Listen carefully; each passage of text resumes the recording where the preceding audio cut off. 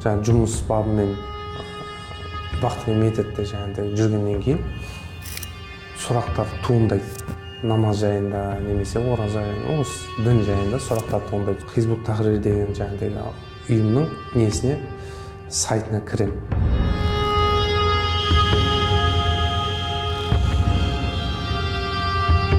Қазақстан төңірегінде өзің арамдық пиғылын асыра алмағасын шет мемлекетке шығып асырмақшы болған деген осындай айып. Бағлан Диханбаев, Түркістан облысының тумасы, терроризмді насихаттап 7 жылға сотталды.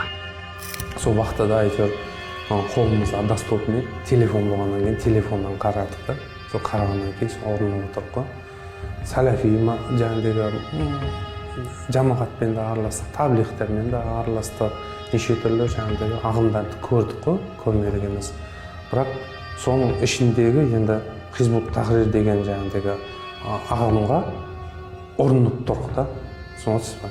Сол мәселемен қамалып отырдық.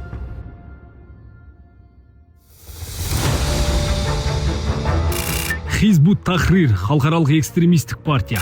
Дінді бүркенген ұйым палестиналық Тақиюддин Набхани деген адамның жетекшілігімен 1953 жылы Сирияда пайда болды.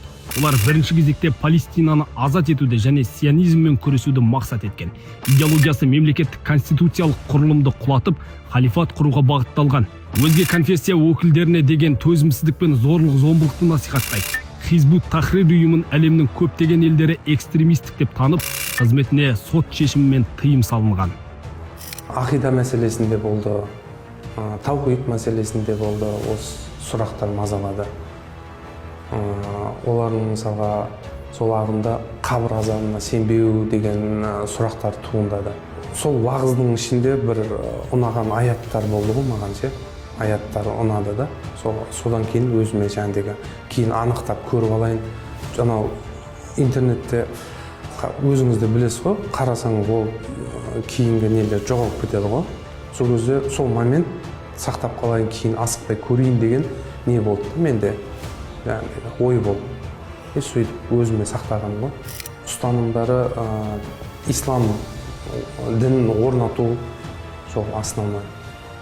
Менің білуімше ата-бабамыздан келатқан салт дәстүрін мойындамау деген, билікке қарсы шығу деген уже саяси партия ғой.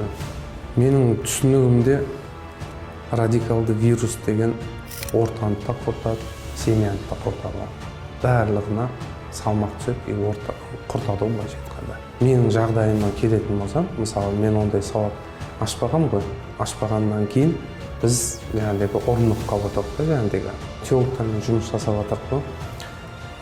Мен өзімнің балаларыма да, жақындарыма да егерде сұрақтар болатын болса, білікті мамандармен, білікті жаңағыдай теологтармен, немесе именно сол салада білетін адамдармен жолығып неғылым ұсынатын едім. Өз басымша. Өйткені содан мен басыма тиіп отыр ғой.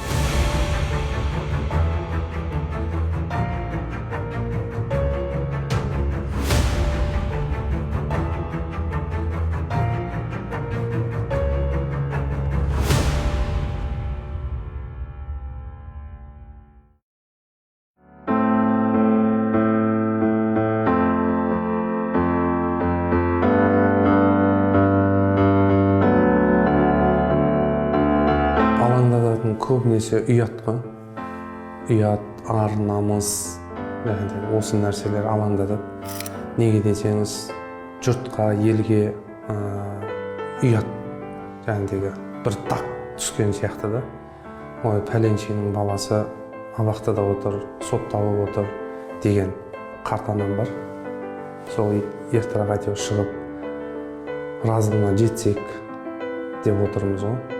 Бала-шағаның үшінші бала-шағаның тәрбиесі алаңдатып өсіп келе жатыр. Әкенің тәрбиесі бар. Сол қатты уайымдататын сол. Мойындап, бәрін келісіп, қателігімізді мойындап не қылып отыр ғой қазір. Шалындық, жаңылыс бастық, қателік жасадық. Күніге әйтеуір Құдайдан кешірім сұрап, осы заң алдында қылмыскер болып отырдық.